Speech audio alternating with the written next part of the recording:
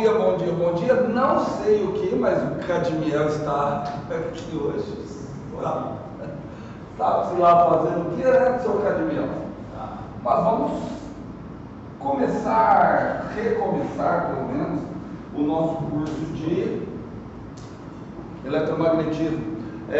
Na aula de circuitos, na semana passada, me chamou muita atenção que o Rodrigo também começou com carga elétrica. E aí vocês viram a diferença da visão de um engenheiro para a visão de um físico, né? Eu fiquei 2 horas falando de carga elétrica e ali passou em 2 minutos, né? E também não estou falando que era para ser feita, a disciplina para ser feita, isso é essa. Vocês viram que não teve nenhuma discussão conceitual, né?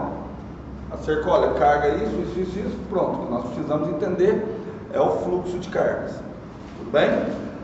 E na aula passada, vou começar com a revisão.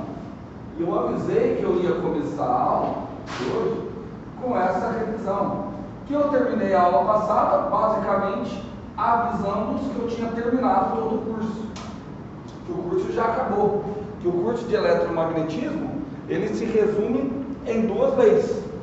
A lei de Coulomb e o princípio da superposição. O que diz a lei de Coulomb? Como vocês lembram? Falado, não escrito. O que diz a lei de Coulomb?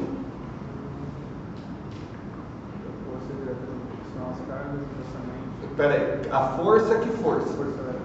A força elétrica, que é a interação entre alguma entidade física que a gente nomeou de carga elétrica, que a força elétrica é diretamente proporcional ao produto das cargas, inversamente proporcional ao quadrado da distância. Se vocês colocassem isso numa prova, isso aqui não dá nem meio, está faltando coisa. Porque a partir do momento que você falou a força, você está me falando acerca de um vetor. E vocês não me falaram nada sobre direção e sentido desse vetor. Você não consegue falar sentido sem antes falar direção.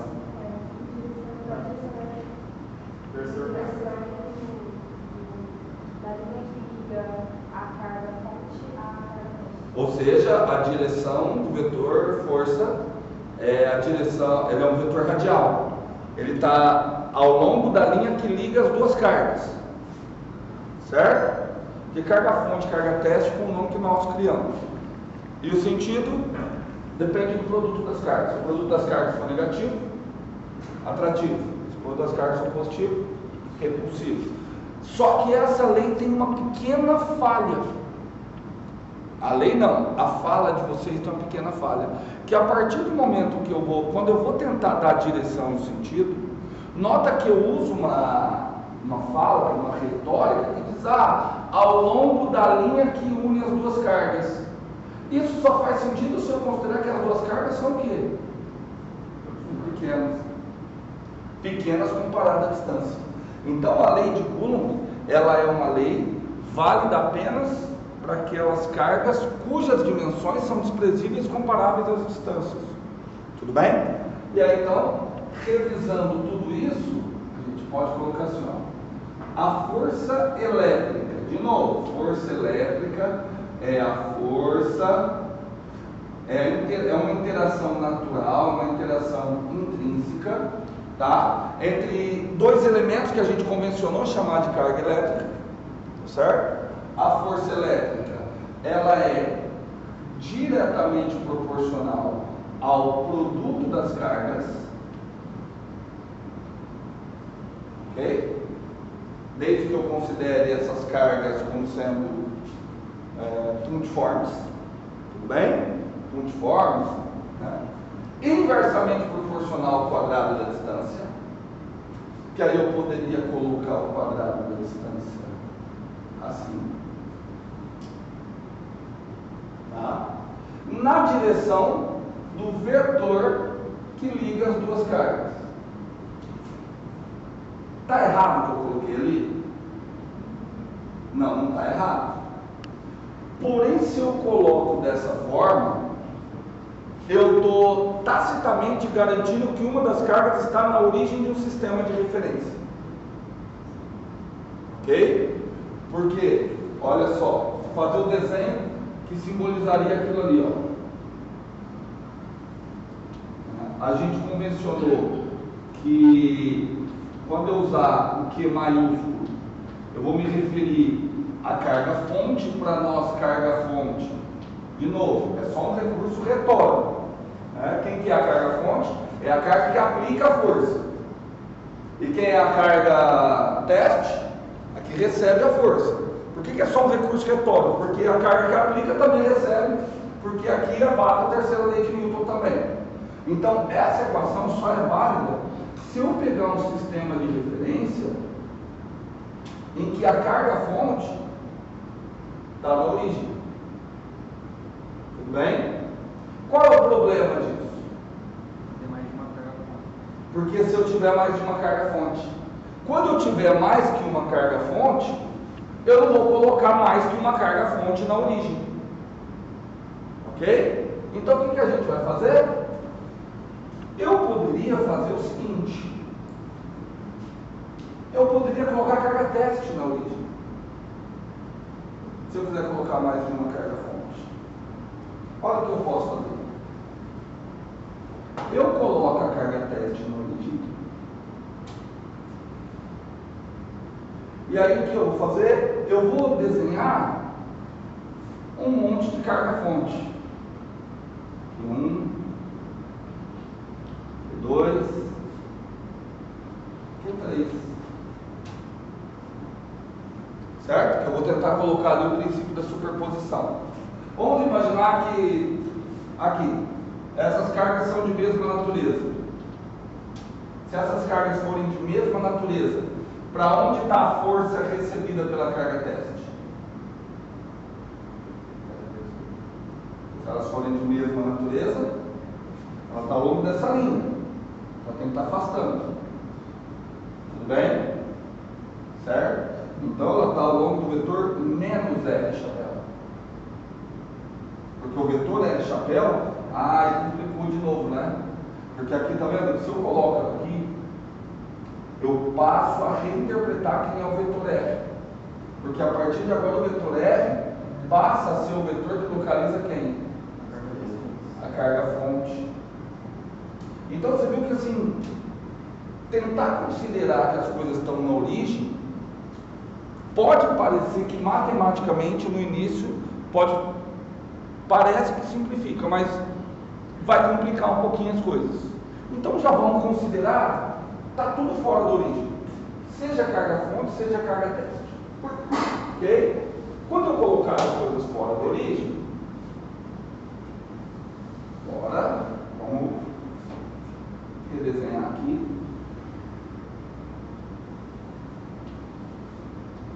Vou desenhar uma só, tá? X, Y, Z. Basta eu tentar interpretar a seguinte coisa. Aqui está a carga fonte. Vou chamar essa carga fonte de Q com índice I. Cargas fontes são localizadas por um vetor que eu batizá-lo-ei de R com índice linha. Como tem esse I, eu coloco esse I aqui.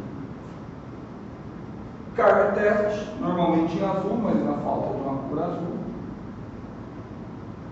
Carga teste, localizada pelo vetor R. E por que é importante? Porque eu acabei não falando. Porque eu estou tão preocupado com esse vetor R. Porque eu estou escrevendo que a força elétrica depende da posição, depende do vetor R. E quem é o vetor R? O vetor R é o vetor que localiza a carga teste a partir do sistema de referência que eu criei. Tudo bem? Mas aonde que vai estar a força? Como a Gabriele já tinha falado. Gabriela, então tá certo. Como a Gabriele já tinha falado, ele está ao longo da linha que une os dois. E aí eu optei por pegar aquele vetor ali, que quem já estudou álgebra linear e geometria analítica, lembra-se muito bem que esse é o vetor R menos R'. Tudo bem? Então, vamos lá, lei de Coulomb. Força elétrica diretamente proporcional ao produto das cargas, inversamente proporcional ao quadrado da distância. Opa, falei quadrado, coloquei cubo. Inversamente proporcional ao quadrado da distância. RI, né? Opa! opa, R menos R', né, que é o módulo do vetor, na direção da linha que liga os dois. Então eu tenho que ser na direção do R menos R'. Só que eu tenho que colocar um versor. Então eu coloco aqui R menos R', dividido pelo módulo para dar o versor. E aí, a hora de multiplicar aqui, eu estou indo rápido, que eu acho que vocês já captaram. Tudo bem? Ah, está faltando o índice I, né? A carga QI, R de linha, R de linha. Eu vou fazer umas perguntas, vai parecer meio boboca agora, tá bom? Não é. Então vamos lá. Quem é que é a grandeza fixa naquilo ali que eu estou fazendo? Ah?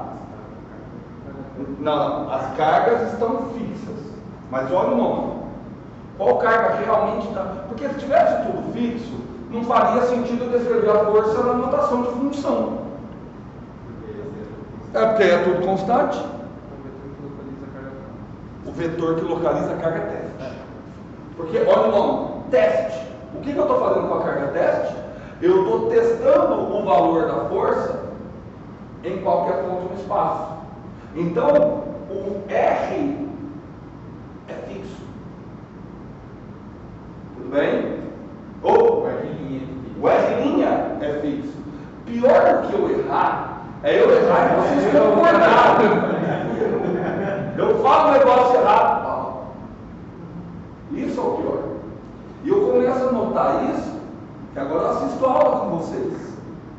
E aí eu fico até a hora que eu penso, cara, ninguém vai perguntar. Ninguém vai perguntar. Bom, vamos lá. Então, olha só. Da próxima vez que eu tornar a falar nisso, ô Gabriel, eu vou bagunçar a cabeça de vocês. Mas para desbagunçar. Vamos lá. R é a variável. Porque R é onde eu estou testando. Eu quero testar. Tudo bem? Quer ver? Eu vou. Imagine que aqui tem uma cordinha. Eu estou testando os R's. Eu vou perguntar algumas coisas da força eletrostática entre essas duas. Vamos supor que a carga teste e a carga fonte são de mesma natureza, tá bom? Tá? Aqui. Imaginou? Só imagina. Imaginou a força entre as duas? Aqui. O que aconteceu com a intensidade da força? Se manteve. A intensidade da força. Olha lá, estava aqui. O que aconteceu com a intensidade da força? Aumentou. Por que eu posso garantir que a intensidade da força aumentou? Porque a distância entre as cargas diminuiu. Ah, tá. O negócio que já está parado. Não, esse aqui é fixo. Eu só estou mexendo na carga teste. Tudo bem? Estava aqui, né? Andei no arco de circunferência. O que aconteceu com a intensidade da força? Comparado a esse ponto. Se manteve. Andei no arco de circunferência. E agora? Aumentou. Estou diminuindo a distância. Eu estava lá. E agora? E se eu colocar a carga teste exatamente em cima da carga fonte?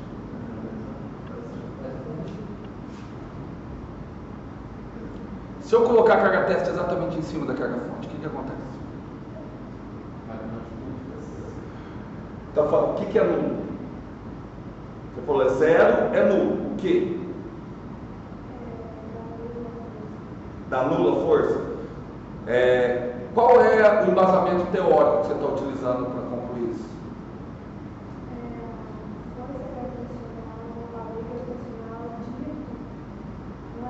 Mas nós estamos falando da força elétrica. Sim, mas quando a força elétrica é se essa lei de Newton, porque quando você pega um objeto novo. Casca, ótimo, ótimo. Perfeito. Eu vou te interromper porque eu já entendi onde foi sua raciocínio. Isso aqui não é louco. Isso aqui é pontual. O que acontece se de alguma forma eu conseguir colocar a carga aqui? O que acontece com a intensidade da força? A distância vai para zero e aí Olha, ótimo. O que o Vitor Hugo está fazendo é por isso que eu perguntei. A única coisa que você tem Para olhar é o quê? A equação. Pode continuar, desculpa, Vitor. E se a distância vai para zero, a força vai, teoricamente, diminuir. A força diminui, perdão, a distância diminui. O que acontece com a intensidade da força? Assim. Como é que vocês chamavam alguma coisa que ia para infinito em cálculo? Ah? Vocês calculavam o limite dava infinito. Vocês não lembram como vocês chamavam? Vocês falavam que isso diverge. Se fala que isso diverge, me fala algum operador do cálculo que lembra o nome diverge. Divergente. Então aqui, nós vamos ter que estudar esse caso. E nós vamos ver que aqui é um caso que o teorema da divergência dá pau. Tá? E aí nós vamos ter que criar um operador matemático novo para dar conta da gente entender isso aqui. Se colocar essas duas nesse lugar, poderia dizer que dá zero porque começa a quebrar princípios físicos? Qual princípio físico está sendo quebrado? Da superposição, por exemplo. Porque da superposição é apenas para simplificar, mas ainda assim ele teria quebrando. Não, eu teria que justificar porque ele está quebrando.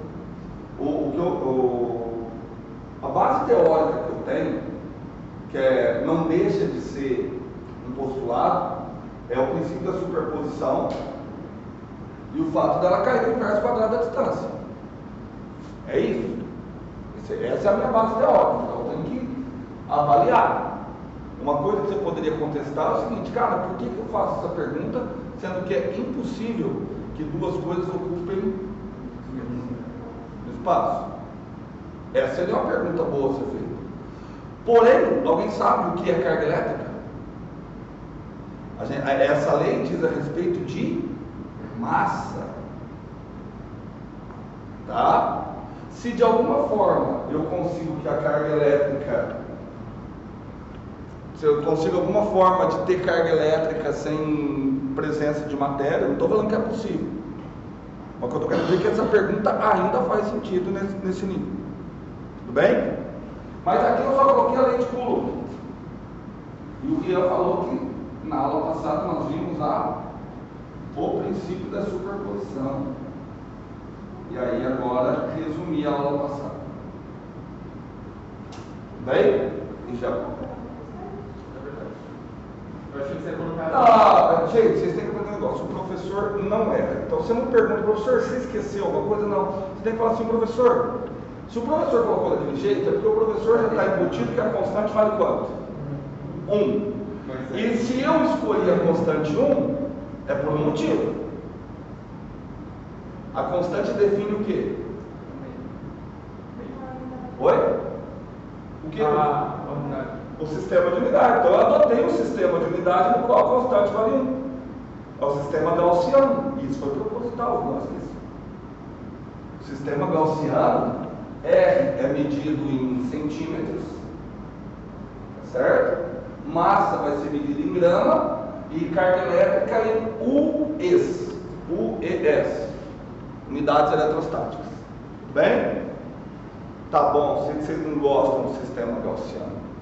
Vou passar para um outro sistema qualquer, vou colocar a constante. Tá bom? Mas quero que deixem claro que é contra a minha vontade, que por mim eu trabalharia no sistema gaussiano. Tudo bem? Mas obrigado por ter lembrado. Certinho? Essa é a parte mais legal. Eu vou, já estou avisando, né, que eu realmente esqueci, porque senão depois parece que a coisa. Eu vou trabalhar no sistema gaussiano, porque existem alguns conceitos que eles ficam mais claros se a gente trabalha no sistema gaussiano. Porque vocês já fizeram física 3, vocês já sabem como que você escreve essa constante. Como que você escreve essa constante? 1 sobre. Por que da porcaria do 4π? Porque, assim como é constante, ao invés de eu escrever 1 sobre 4πy0, poderia ser só 1 por y0, e eu embuti o 4π dentro disso, né? Vocês sabem o valor do ε0? Não. Não, isso é o menos importante. Sabe o que significa o ε0? Ela também não. Não, é o nome. O que significa? Significa permeabilidade. Não, você está tentando ir para o nome. O que significa um corpo que tem maior permissividade elétrica que outro? Que vem mais proporcionais e cargas elétricas. Não. Certo? Mas poderia, vale 8,85 vezes 10 a menos 12. A permissividade elétrica do ar. Tá? Eu poderia jogar o 4π para dentro e ter um novo valor. Então, essas coisas ficam mais claras quando a gente olha para o sistema gaussiano. Então, vai ter algumas partes que eu vou trazer o sistema gaussiano para vocês. E olha só que exercício bom para colocar na prova, né? Vocês criarem um sistema de medidas para a carga de vocês e ver como é que ficam, eu estou falando sério, como ficam as leis, por exemplo, a lei de Gauss, no seu novo sistema de... Porque a lei de Gauss, que vocês conhecem, fluxo do campo elétrico é carga por ε0, ela só tem isso porque você está usando esse sistema de referência. Se você trocar o sistema de referência, ela não vai ser isso. Ela troca. Tudo bem? Mas então vamos lá. Então nós temos um problema. Qual é o nosso problema? O nosso problema é o seguinte: essa lei está muito show, muito bonita, muito tchuc-tchuc, desde que tudo que esteja envolvido seja carga pontual. Tudo bem? Seja coisa bem pequenininha, igual as notas do Catinial, certo, Catinial? Não. Mas o exemplo que a Gabriele começou a dar, não é a Gabriele, a Carol começou a dar, faz todo sentido. Ela começou a passar um exemplo que eu comentei na outra aula, de uma casca esférica uniformemente carregada. Essa casca esférica pode ser considerada pontual? Pode, se eu achar um sistema de referência. Porém, essa casca esférica, quando comparada às coisas dentro dessa casca esférica, ela não pode ser considerada pontual. E aí, como é que eu vou calcular essa força elétrica? Tá? O que eu estou querendo dizer é isso aqui, ó. Vamos pegar um sistema de referência. Vocês vão ver um desenho maravilhoso, vou repeti-lo por muitas e muitas vezes. Temos aqui um maravilhoso sistema de referência. X, Y, Z. Vamos lá. Ó, aqui está minha carga fonte. De alguma forma, cara, vocês são engenheiros eletricistas, vocês sabem carregar as coisas. Tudo bem? Alguém falou, o cavalo também carrega carroça. Não, vocês estão um pouquinho acima dos cavalos. Vocês sabem colocar cargas elétricas, tornar corpos eletrizados. Imagina que isso aqui é um metal e de alguma forma você distribuiu uma carga fonte total aqui, ó, que eu vou chamar de elétrica. Tudo bem? E se quer dar uma ideia, como você vai fazer para carregar aquilo ali? Alguém tem alguma ideia de como é que você carrega o objeto? Esfregando. Lembra da aula passada do bastão de vidro e a pele de coelho? Esfregando, aquilo é um objeto. Então, de alguma forma, você carregou aquilo ali. Se você carregou aquilo ali é uma carga fonte, aquilo ali é carga elétrica, e se é carga elétrica, ele pode interagir com outra carga elétrica, e agora eu vou colocar uma carga teste aqui. Felipe, você que gosta de pensar bastante, vai você para onde você acha que vai estar a força elétrica sentida pelaquela carga teste? Sentido por aquela carga teste? É em direção ao objeto. Gostei demais da fala do Felipe. Não, está em direção ao objeto, porque você já está presumindo que São cargas diferentes. de carga de natureza diferente, pode ser. Mas olha a imprecisão dessa fala, em direção ao objeto. Se ela estiver vindo para cá, ela está em direção ao objeto? Tá. Se ela estiver vindo para cá, ela está em direção ao objeto? Está vendo que fica falho? Né? Eu tenho aqui o vetor R. Vetor R eu sei achar. O vetor R é o vetor que localiza a carga-fonte. E agora, o que nós precisamos? Do vetor R localiza a carga-teste. Precisamos do vetor R'.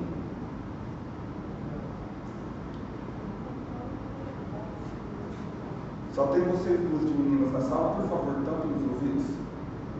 Achar vetor R' de corpos macroscópicos é igual freira. Não dá. Por que não dá? Eu não tô, você está pensando na freira, eu estou falando ali. Porque um vetor, ele localiza coisas pontuais.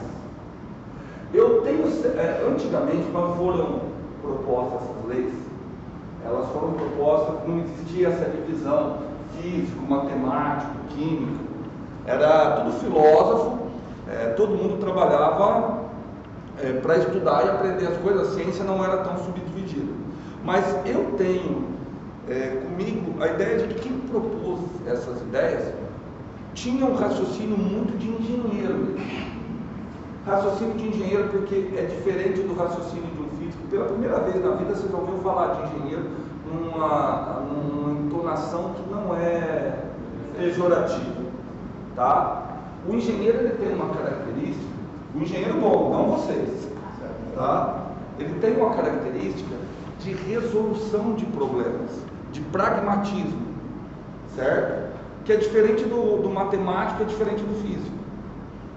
O matemático mais ainda. O matemático, ele é muito preocupado com detalhes, com rigor, com a precisão das definições.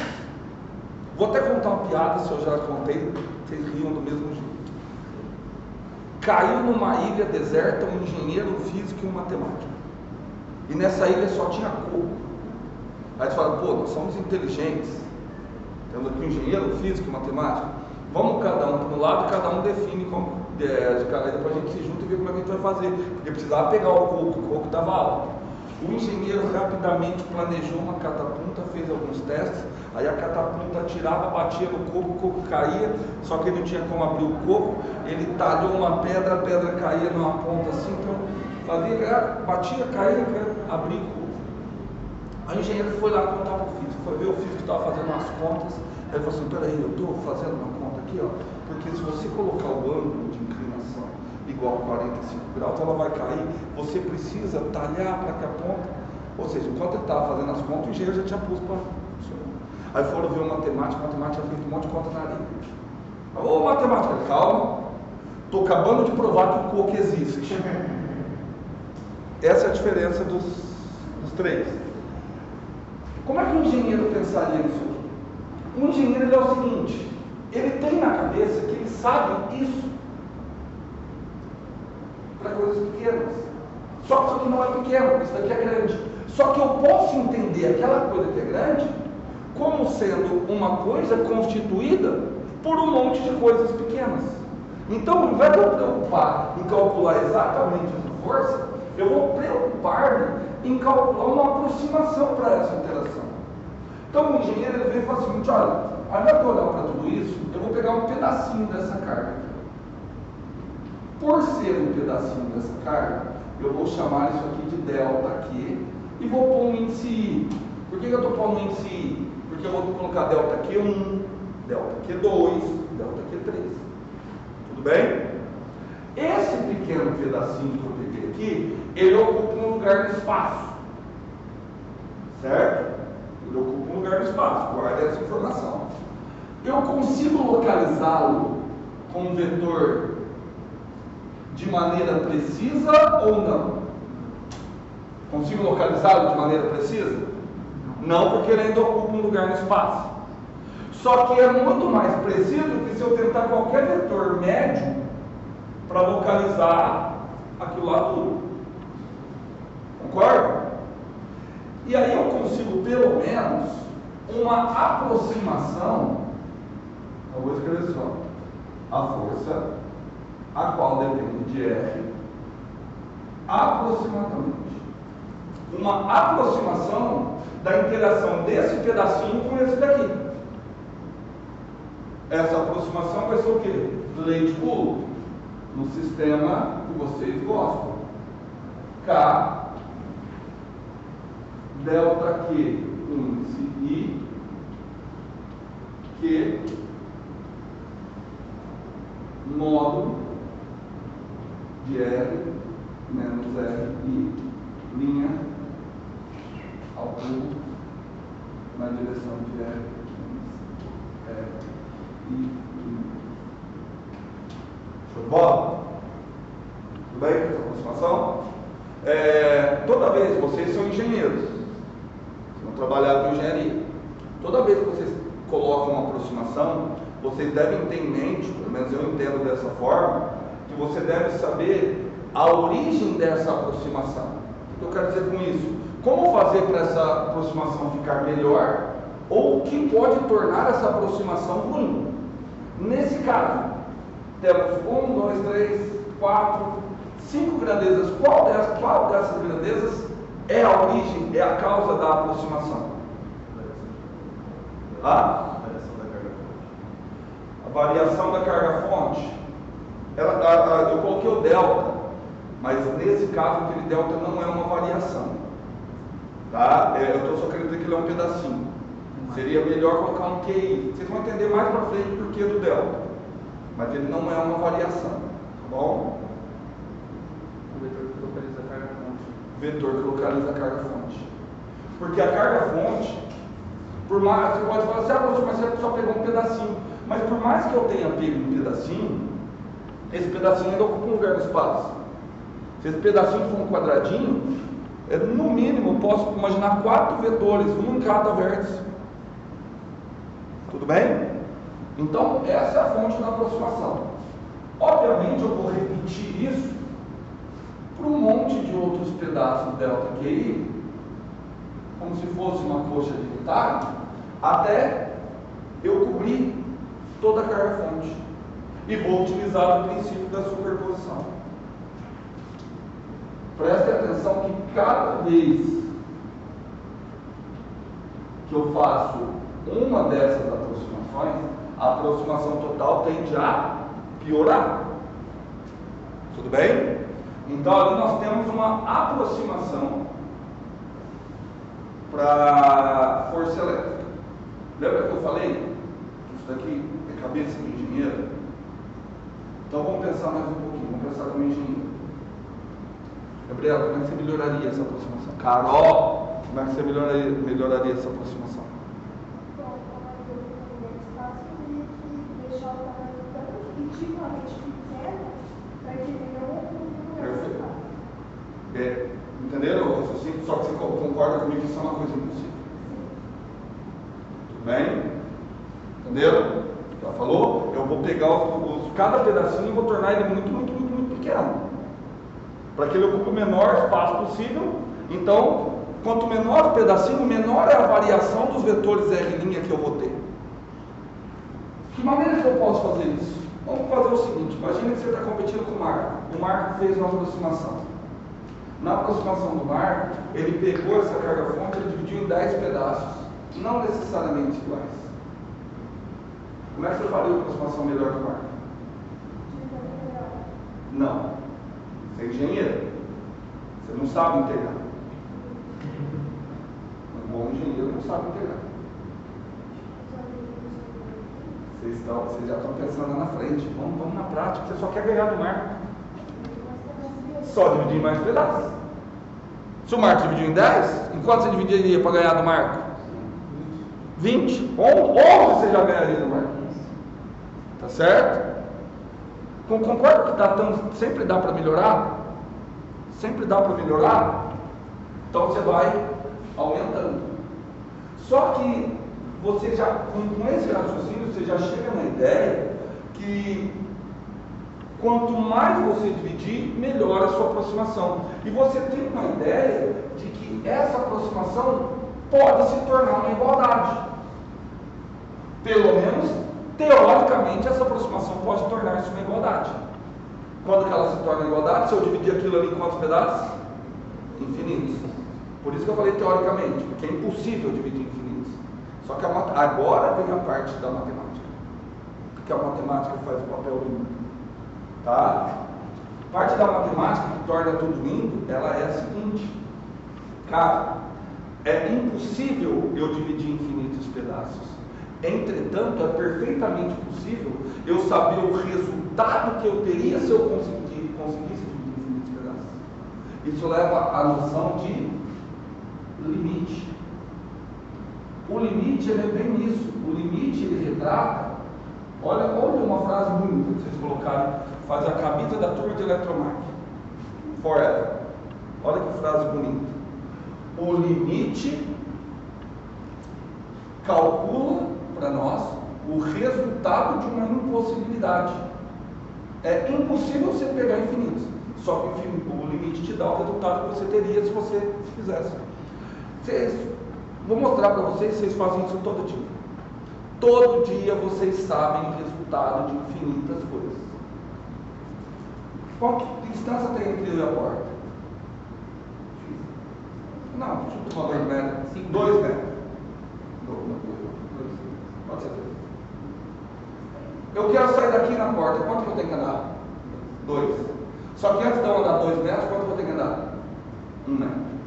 Antes de eu andar 1 metro, quanto que eu tenho que andar? Meio. Antes de eu andar meio, quanto que eu tenho que andar? 0,25. Antes de eu andar 0,25, 0,125. Ou seja, quantos valores eu tenho que andar? Infinitos. Imagina que eu precise somar esses infinitos valores. Você não precisa. Se eu somar os infinitos valores, quanto vai dar? 2 metros. Os 2 metros. É impossível eu na mão ir ali fazer a soma dos infinitos valores. Só que eu já sei o resultado. Tá certo? Só que isso daqui recebe um outro nome. Tá? Então toda vez que eu falar uma soma de infinitas parcelas, na qual as infinitas parcelas tornam-se cada vez menores, que presta atenção, isso aqui é uma soma de infinitas parcelas. E à medida que ele cresce, obviamente o tamanho de cada carga diminui.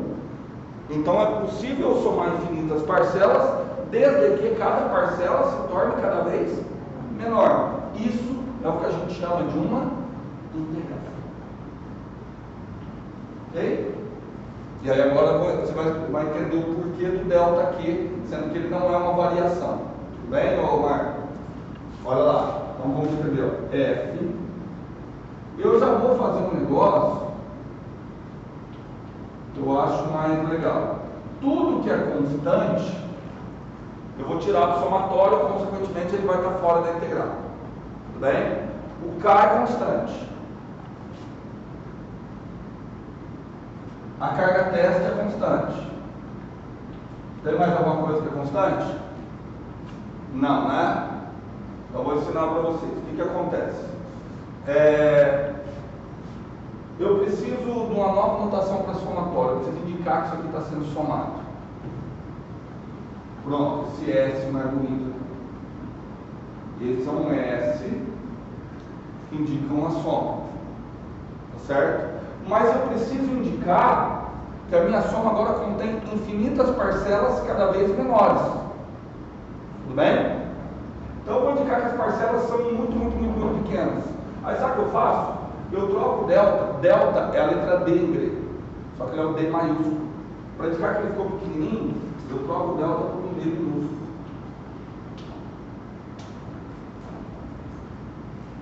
Em física 3, provavelmente vocês viram isso. Ó, você pega um dq aqui. Certo? Matematicamente isso não existe. Tá? Isso é artimanha de físico para cair direto aqui sem passar por esse meio. É mais um recurso didático do que um objeto matemático palpável mesmo. Tá certo? Você não pega um dq, ó, pega um dq. O que é um dq? Vocês falam, um infinitésimo. Tá, cadê? Como que você opera com um infinitésimo? Não, estou falando sério, como que você opera com um infinitésimo? Quanto que dá um infinitésimo mais um infinitésimo? Quanto que dá um infinitésimo dividido por um infinitésimo?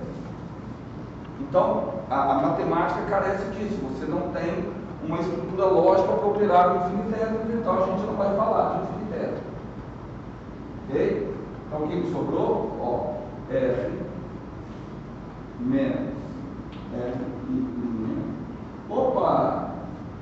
precise mais do em si. Bom?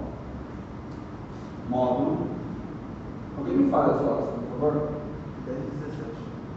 Aula capitular. Acho que 10h50.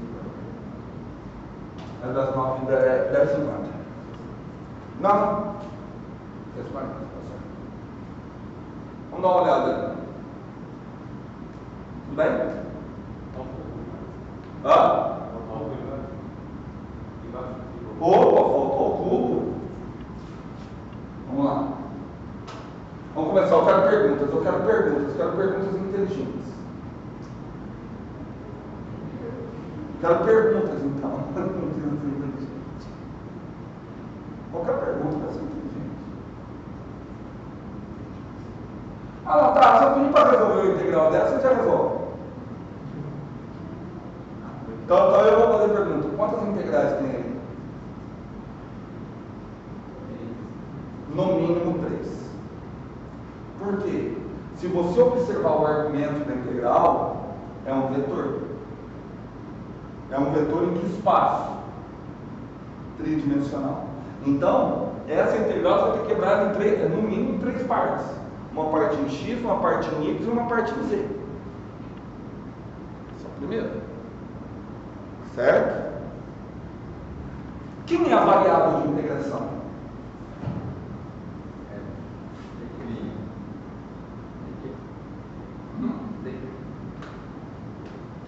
Ixi, temos uma dúvida aqui. Quem que vocês acreditam? No engenheiro que está falando que a variável de integração é o quê? Ou no físico que está falando que a variável de integração é R'? Os dois estão certos. Só que olha o problema. Tá bom, ué. A variável de integração é quê? Como é que o engenheiro burro faria? Ah, não tem que, coloca para fora. É sério, o cara fala assim, é constante, não. Porque você não sabe como que varia a carga. Certo? Aliás, tem um detalhe aqui não está dando pra gente. Tá certo, depende de quê? Só que esse quê não é numa carga que era fixa. Ela não tem um valor fixo. O que não é uma carga que é fixa? Então como é que a integral pode depender dele? Na realidade, a integral não depende da carga. Ela depende da maneira com a qual a gente escolheu localizar essa carga. Então é uma dependência indireta. Ah, não estou entendendo. Vamos pensar. Primeiro que eu nem sei que tipo que é essa integral. Nem sei. Porque existem 3 tipos de integrais. Integral de linha, integral de superfície, integral de volume. Aquela integral que vocês aprendem no cálculo 2, ela é uma integral muito particular. Ela é uma integral de linha ao longo de uma linha reta. Só isso. Tá certo? Então, para eu saber o tipo, então essa integral aqui, ela pode ser integral de linha, pode ser que ela seja uma integral de superfície, e pode ser que ela seja integral de volume. Isso depende do quê? Não, estou perguntando, eu já respondi. Isso depende do quê? Certo? Isso depende da maneira com a qual o quê está distribuído. Porque eu não peguei pedacinhos de quê? Se eu pegar pedacinhos de quê ao longo de uma linha, aquilo ali é uma integral do quê? É pergunta retórica, né? Se eu pegar aquele que ao longo de área, aquilo ali é uma integral de superfície. Por favor, não confunda. Integral de superfície não é sinônimo de integral dupla. Tá certo? E se eu pegar o volume de volume, aquilo é uma integral de volume. Aí você já fica mais perdido que calcinha em lua de mel. Vamos clarear mais as coisas. O que você prefere, Everton? Linha, superfície ou volume? Eu quero começar com a linha. Primeiro, vamos de novo, vamos pensar cientificamente. Faz sentido eu falar que tem uma carga elétrica que está distribuída exclusivamente ao longo de uma linha? Eu estou dizendo que se ela ocupa só uma linha, eu estou dizendo que ela não ocupa superfície nem ocupa volume. Faz sentido essa fala? Olha esse fio. Não, olha esse fio. Ele ocupa uma linha, uma superfície ou um volume? Um volume. Vocês conseguem imaginar uma linha que não ocupe um volume? Não. E por que então eu vou fazer integral de linha?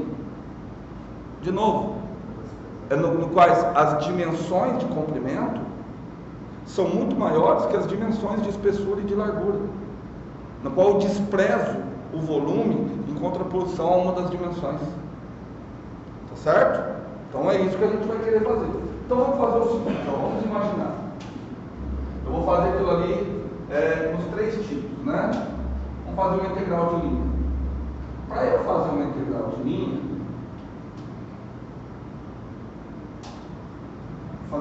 o de linha eu vou fazer bem detalhadinho, os outros nem tanto, tá? Ó, o que eu vou imaginar?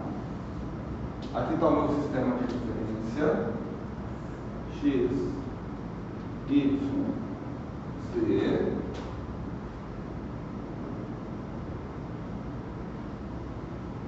ó, toda a carga está distribuída ao longo daquela linha. Como é que é o processo?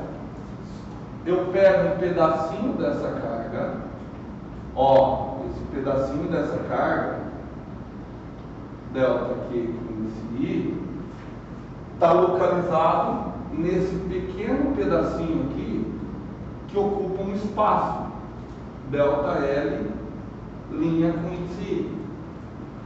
Tudo bem? Aquele pedacinho de carga ocupa um pequeno espaço. Todo mundo de acordo? Certo? Eu vou tentar localizá-lo com um vetor R'.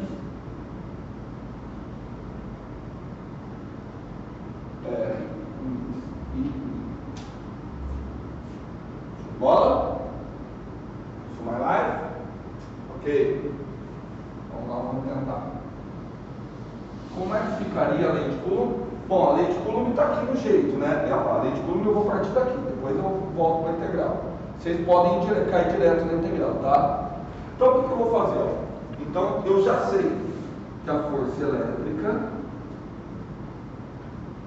vai depender da posição R, que eu não coloquei aqui, mas a posição R localiza a carga teste. É igual, já vou colocar quem é constante para fora. A constante que define o meu sistema de referências, o meu sistema de unidades, Kq, limite N indo para mais infinito, como sempre,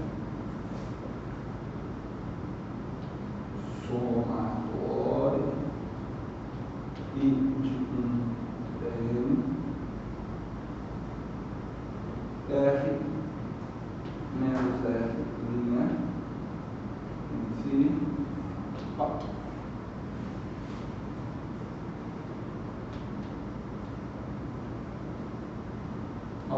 Vou deixar o dq para resolver o problema. Tá vendo esse delta Q? Delta Q I. Qual é o espaço que ele ocupa? Qual é o espaço que o delta Q ocupa? Um comprimento, delta L, I. Tudo bem?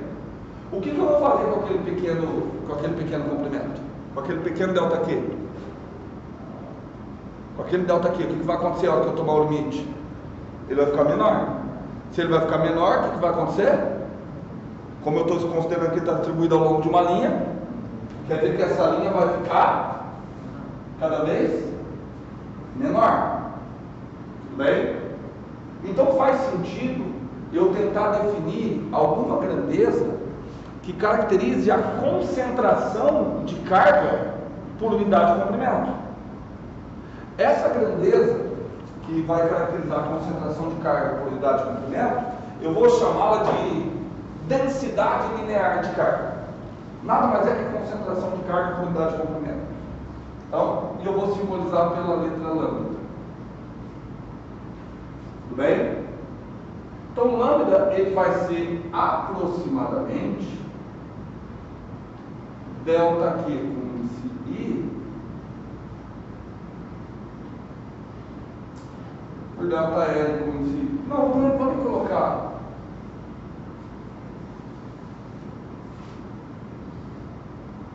Só que aí, vou colocar uma igualdade, vou colocar uma aproximação. Concordam comigo? E aí vem um detalhe que assim, ó, nas aulas de física 3 isso passa muito despercebido. Concordam comigo que se eu definir daquela forma, eu estou dizendo, não estou dizendo que o lambda é necessariamente constante, que cada pedacinho do fio pode ter uma concentração diferente. Se eu pegar um pedacinho do fio aqui, eu não tenho garantia que se eu repetir esse tamanho vai ter a mesma quantidade de carga. Então eu estou dizendo com isso que eu estou definindo uma nova grandeza, a qual depende da posição que eu estou tomando no fio. Delta L linha, vou colocar o linha no zero, né? Ok? Bem? Olha porque eu coloquei, vê se eu tenho, se eu posso deixá-lo igual, ou se é necessário eu colocar um aproximadamente. Por que é necessário aproximadamente, Vitor? Vários vetores L'. Exato. Por exemplo, nas unidades do. Porque quem é o L'? O L' é o que localiza o delta QI. Só que o delta QI ainda tem espaço, então aqui ainda é aproximadamente.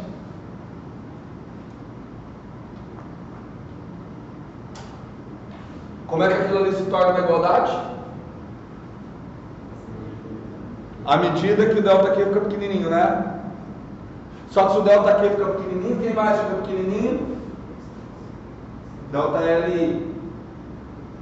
Já eu volto para cá. Então, aqui, tudo bem? Então, à medida que, vamos ver, acompanha comigo, para de copiar. À medida que o N cresce, o que acontece com o delta Q? Fica pequeno. Então isso aqui vai se tornando uma igualdade. Certo? Então vamos considerar que o delta Q é pequeno o suficiente para considerar uma igualdade. Então concorda que eu posso escrever delta Q como lambda vezes delta L?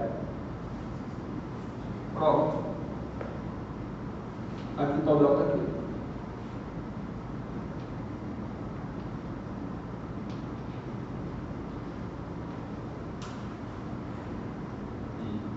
Não precisa de. Precisa. Deixa eu estava na integral.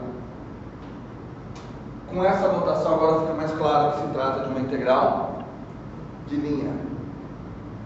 De acordo? Tudo bem? O que eu fiz mesmo para isso aqui parecer uma igualdade? O que eu fiz para que isso fosse uma igualdade? Lambda de R e linha. O que eu fiz? Passei o limite. Limite com quem tendendo a zero? Delta L. Só que se eu passo o limite com. Não, delta aqui ou delta L, tanto faz. Mas quando eu passo esse limite, esse aqui vira uma derivada. O que é uma derivada? Limite quando o denominador tende a zero da variação do de cima pela variação do de baixo. Eu vou te mostrar da onde que vem as coisas que aparecem muitas vezes em física, só que matematicamente está errado. Eu quero discutir um pouquinho isso com você. Tudo bem? Isso daqui, tudo que eu fiz aqui está certo. Aí agora, isso daqui tornar-se-á a nossa maravilhosa integral. Tá? Que integral de linha ao longo da curva L, tá? Integral de linha não é aquela integral que eu estou falando, a não ser que seja uma linha reta. Tem que aprender a fazer integral de linha. Tá bom? Capítulo do quê? R menos R linha modo R menos R Não se esqueçam que o lambda depende do R', df. Tudo bem? Agora ficou mais claro que a integral é ao longo do R'. Só que, como você vai fazer isso? Você tem que dar um jeito de escrever esse dr' como dependente do R'. Esse variamente ele já é. Ele é, só que você não sabe a expressão. Mas, Você não sabe a expressão. Certo? Para poder resolver essa integral. Vamos lá. Vou começar a falar de algumas coisas que às vezes passam despercebido. O que o físico normalmente faz? Ele faz isso aqui, ó. Ele pega e passa esse dl multiplicando. E aí aqui no lugar do dq, ele coloca o lambda dl. Certo? Sendo pragmático, funciona? Funciona. Só que quando você faz isso, do meu ponto de vista, você tira um monte de raciocínio que é para ser tido aqui. Por exemplo, qual o sentido de eu falar numa densidade pontual? Porque daqui para cá, o que você fez? Bom, primeiro, o que é o lambda? É uma densidade, é uma concentração, é o quanto de carga tem numa região do espaço. Aí você passa um limite quando isso aqui tende a zero. Qual que é o espaço ocupado? Zero. É um ponto. Qual o sentido de falar de uma densidade de um ponto?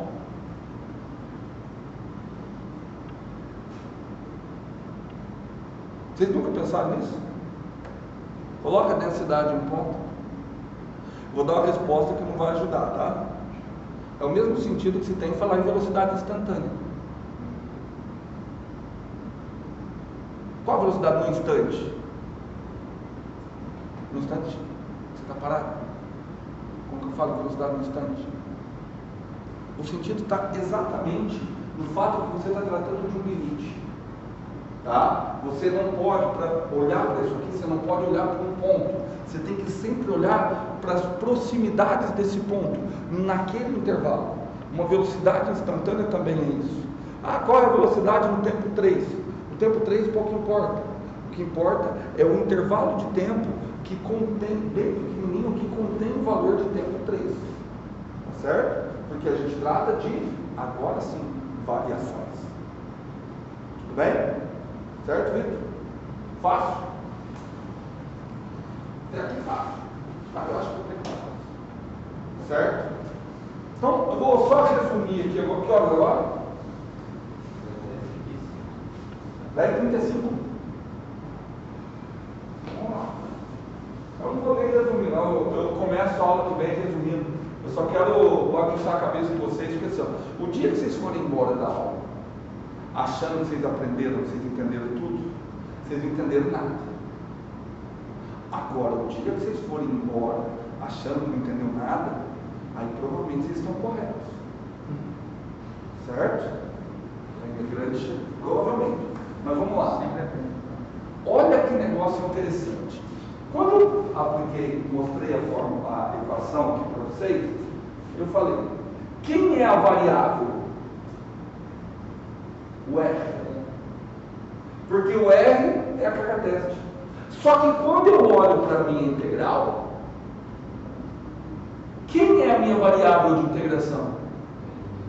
É o R'. Porque o que eu estou integrando? Integrar é somar. Somar é contabilizar. O que eu estou contabilizando?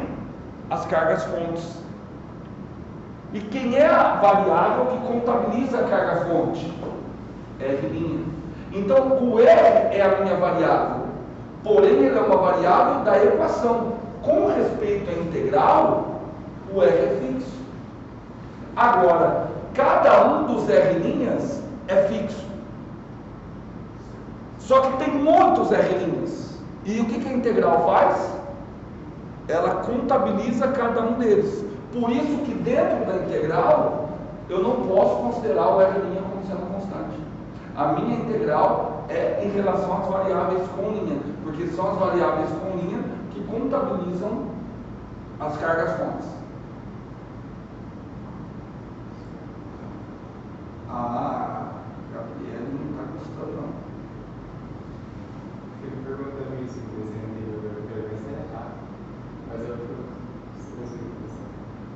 que você está pensando aí, Gabriela?